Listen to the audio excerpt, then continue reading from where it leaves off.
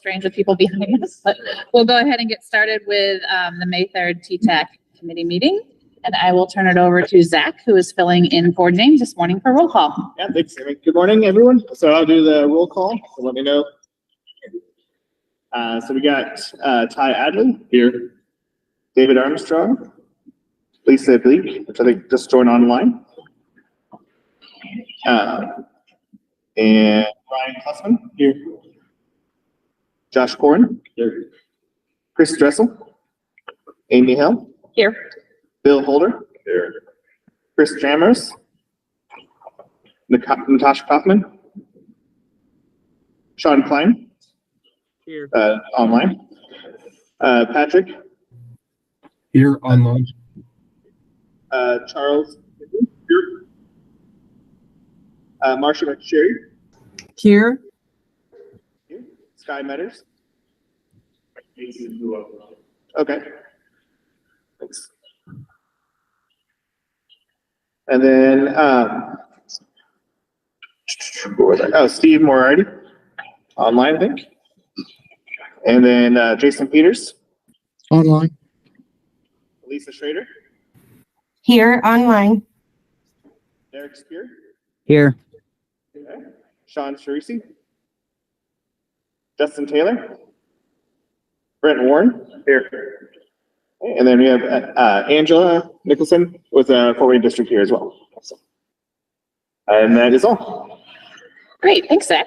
I will move on to the minutes from the April meeting. Hopefully everybody had a chance to take a look at those. If there are no questions or comments, I would just ask for a motion to approve. Ty Adley, so moved. Do we have a second? Ryan Klussman, second. All those in favor? Aye. All right, the minutes are approved. I will move into the reports and I will turn it over to Zach for the secretary's report. Yeah, so you should have in your packets, just seeing ahead of time, the April modifications listed here. So if you have any questions about those, you can talk to Haley about that. All right, do we have any old business? We do not. Then we will jump right into new business. All right, good morning, everyone. Just a little FYI, if you haven't found out, Allison Reagan, her last day with us was a couple weeks ago. So we're sad to see her move on to other things, but I will be at least the new face of tip amendments and items like that until we are able to onboard additional staff members. So I just wanted to let you all know that. So our first item today is Transportation Resolution 17-23. This is an NDOT initiated resolution. This is to add in construction in 24 through 26 for electrical vehicle charging infrastructure at various locations along the Indiana interstate. So this is utilizing the NEVI funding, which the state recently had a finalized plan for this past fall. So I don't believe specific sites have been selected yet, but as they are located will be included in this, but this is just kind of a placeholder for the construction of those charging infrastructure locations. If there are no questions, I'd ask for your endorsement of resolution 17-23. I have just one question. So is this statewide or is this just our area? Yes, this is statewide. So yep, covers the whole state, not just ours. And who's the local funding? Is that coming from the local community putting up money for it? It would be state. That would be the state. Or private, potentially. I can check in. I'm not 100% sure where the local match is, but I imagine it would either be coming from those locations that those are cited from or through state funding.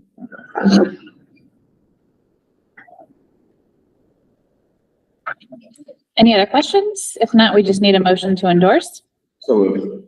Second. All those in favor? Aye. Resolution 17-23 is endorsed. All right, our next resolution is for our Unified Planning Work Program. This is something that we update on an annual basis. There are 3 items within this that we're including into our transportation improvement program. The first is using our safety funding for crash data. As you all know, we're going to be kicking off our a regional safety action plan this year. And so a lot of that will be utilized for this. Item B, which I think maybe is C on this agenda, but the first item B is for our van pool program. So we have CMAQ eligibility to kind of start the process of getting that program up and running, working with a preferred vendor once we put out that RFP. And then item C is for pictometry. And so this is for the aerial imagery that we update on every 2 years. So that would be what those items are for. If you have no questions, I would ask for your endorsement of resolution 18-23. Yeah, I just wanted to add a couple comments on the van pool program. That was something that came out of the Connect Transit Plan that we've been working on over the last year and a half.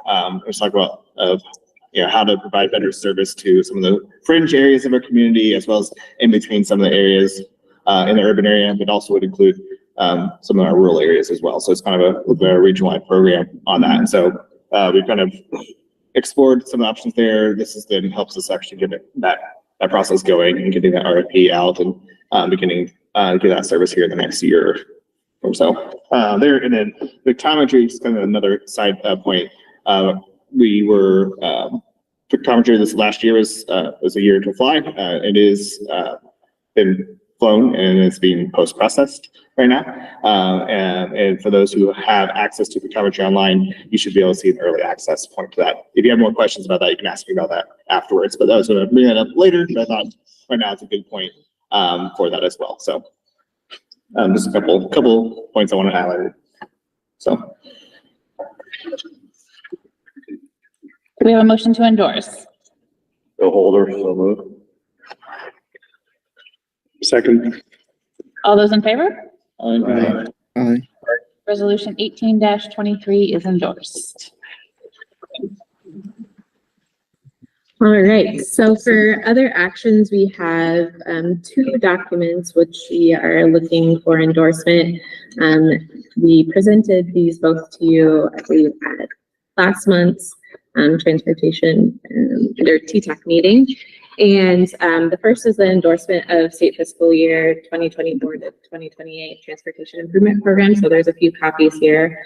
If you care to take a look, we went through an over 30-day public comment period for this, as well as held an open house. Thank you, Mike, for attending and talking to us about this. We received a few comments from our stakeholders in DOT, Federal Highway, and also Health by Design, but nothing that was substantial. Some of the changes that have been made from the draft is, to the final is incorporating any items that we've been amending or modifying into the TIP. As you know, this is a living document, and so we update it on a monthly basis. But if there are no questions, I would ask for your endorsement of the state fiscal year 2024 to 2028 transportation improvement program.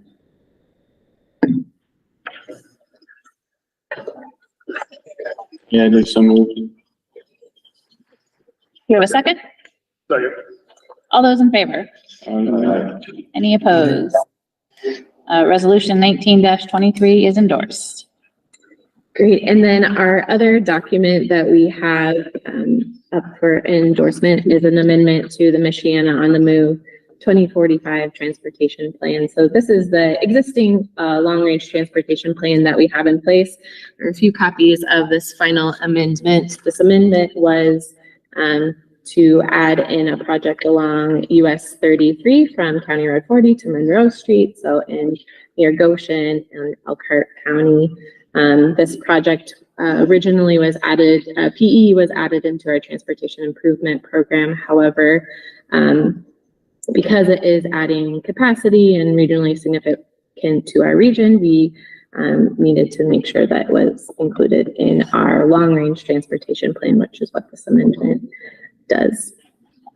If you have no questions, I would ask for your endorsement of resolution 20-23.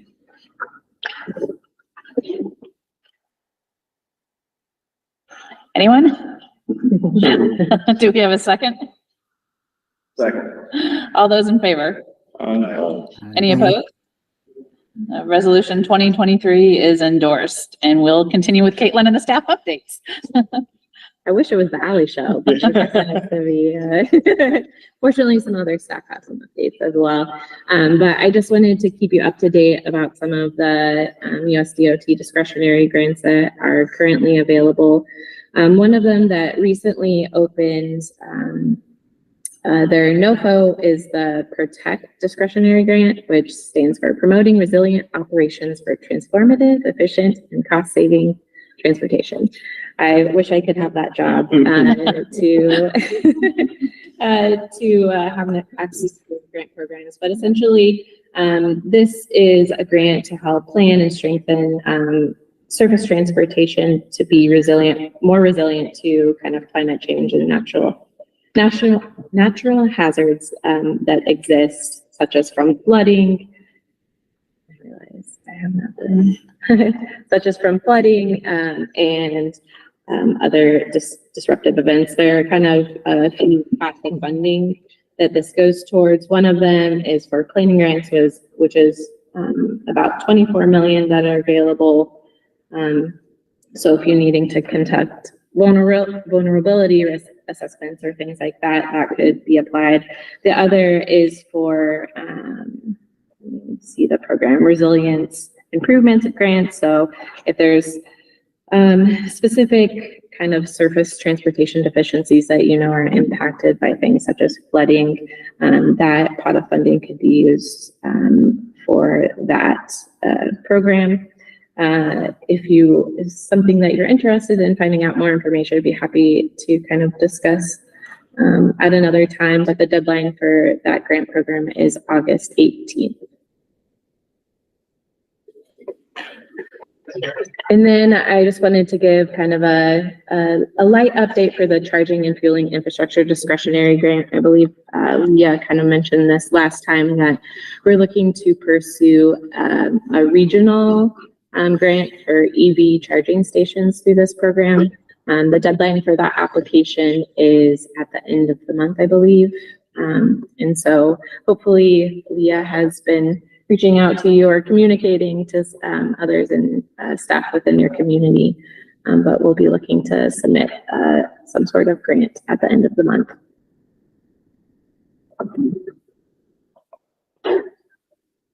All right, and the last grant funding opportunity I wanted just to mention is that the Community Crossings Matching Grant call for projects is going to be coming up here shortly. So in July, feel free to reach out to David for crash data to support those applications, or if you need any other assistance when applying, we're always happy to help. So I just wanted to put that on your radar if it wasn't already. Great, thanks, Caitlin. And next up, we have Jeremiah. Good morning. I just wanted to provide a brief update that we are planning to modify the Interurban Trolley Blue Line on May 12th. It's our only route that currently has extra slack in the schedule, and ever since the new Myers up along County Road 6, kind of northern Elkhart, started construction, they reached out to us to ask if we could add service to their store, and we're quite happy with what they've provided. Probably the most Cadillac of bus shelters and cabs of any stop, kind of in our region. So we'll be starting service there on May 12th with the opening of the new store. And I do want to just also briefly mention that we're currently trying to work with Martin's to still serve the store, but also up on County Road 4 in Elkhart, but to stop by the deli door instead of where we currently stop in the middle of the store, so we can drive between fewer parking. So that's kind of like, those are the first kind of two implementations from the Connect Transit. Any questions? Thanks, Jeremiah. Next up, we have Dustin. Thank you all. Couple things to make sure I do these in order. So the Bike to Fun is a new initiative that we started this year for the Crossway Trails to help promote that and encourage people to get out and use the trails and ride their bikes.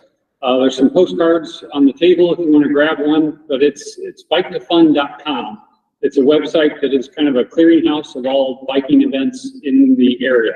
If you go there, you'll see there's a lot going on that we've already populated in there. So mainly wanted to introduce the idea to you guys today, as well as encourage you and your staff to send us events that may not be on there. The more that we've got on there, the better people will be able to use it and see what's going on in the area. So biketofun.com, let it burn into your brain. Go there, visit. It's pretty cool.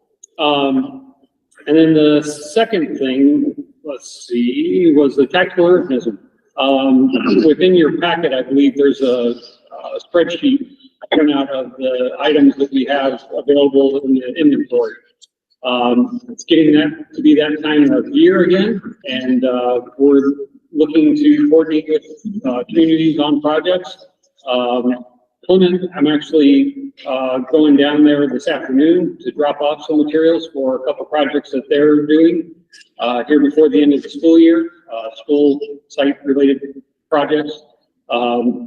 So there's plenty of time, plenty of materials available, and we'd love to do a project in your area. Thanks, Dustin. Next up, we have David. Hello again, the happy-go-lucky traffic data planner here. Reminding you that we do have in our arsenal of many different things, some mobile counters for pedestrians and bicyclists. If you're looking at getting more data for grants, if you're looking just out of curiosity on some of the trails that you have in your local communities, be sure to reach out to us. We've got 2 counters that we usually put on a couple-week basis, kind of get counts. We can relay that information back to you. But get them in early because we've already had 2 deployed and we've got already 4 or 5 more locations put out. So the earlier you let me know, the earlier I can get to your community and get counts for you. As well as, I don't think it's in the agenda, but Hazer work for asset management plans, which come at the end of the year to help for funding for road resurfacing and whatnot for next year. If your community does need Hazer work or one for the first time, be sure to reach out to us. So we can put it on our calendar and we'll be able to contact you, let you know how we can rate your roads, make it better and easier for everyone. Great, thank you. Privilege of the floor. Any questions or comments from anyone on the committee, either in person or online? We do have a couple extra items to add, so we did add an update. So in addition to, as Caitlin mentioned, Allie has moved on to a new position. We also wanted to bring up Sophia. This is going to be Sophia's last month here with us. So if you want to come up and say a couple of words. Yeah, so I will be moving on. My last day is May 12th. I'm moving to the DC area to work for an agency under the umbrella of the DoD. And I really wanted to thank everybody for the warm welcome that I received while I was here. I started as an intern, so I've been coming to TTAC for quite some time, not in my full capacity as a community development planner. So thank you to everybody, and I really wish well to all the communities. Thank you. Thank you. So, and then also kind of mentioning, as mentioned, interns, we do have a couple interns that will be starting with us this summer. They'll be with us at next month's meeting. We can meet them. We have two folks kind of helping out with several different projects and some data items for us this summer. And then my last item that I don't have fully available online, but it will be coming very soon, is a broadband dashboard. And so we've using data and some information from the FCC about broadband access and some census data related to that, kind of as a piggyback off of our study we did now a year and a half ago for broadband in our region. It'll be available on our website. So next month I'll have that. I think it'll be in our next e-Gazette if you are subscribed to that as well on that. But you will kind of see what speeds are, where computer access or internet access is right now, and some kind of resources related to that. So that will be coming soon. Great, thanks, Zach. I was going to say something related to what Jack had brought up earlier about the pictometry or Eagle View imagery. So yeah, I think we got access to it. I'm the Kosciuszko County GIS director. So it's kind of something that I use quite a bit, or our county does, our assessor does. So yeah, looking good from what I've seen, the early access that, we have, looking forward to getting it where we can, I mean, get the hard copy data so we can publish it out other places also. But yeah, looks very good in our case. So I mean, all cities and counties in this room should have at least the ability of getting access to that kind of stuff. You just have to. Yeah. Yeah, and if you are not sure what we're talking about and would like to know more, again, you can talk to me afterwards so we can make sure you have access to that. But it is something that we, as a region, cooperatively participate in and purchase. There it's a flight. I can't remember what inch level, three. Now I think 3-inch level aerial photography, but also includes kind of all the side angles around as well. So you can get a kind of 360 view of buildings and basic anything about assessors and changes for tax reasons. And those different pieces are valuable with other purposes as well. And so, well, it's one of these times that I really appreciate our relationship with MACOG, because before we did, I mean, sort of work with MACOG on it, it cost us, so I think the 4 counties working together, maybe having some funding from MACOG. I mean, it's so much easier for us to do it now with having this partnership. So just giving credit to MACOG for kind of leading this up. So. Thank you. Yeah. And again, if you have any questions about that, let me know afterwards. So thank you. Any other questions or comments from committee members? If not, do we have any public comment? Nothing was submitted ahead of time, but I'm not sure if there's any other comment in the room. So. If there is no public comment, then I would entertain a motion to adjourn today's meeting. Second. All those in favor? Aye. Any opposed? All right. Thanks, everyone.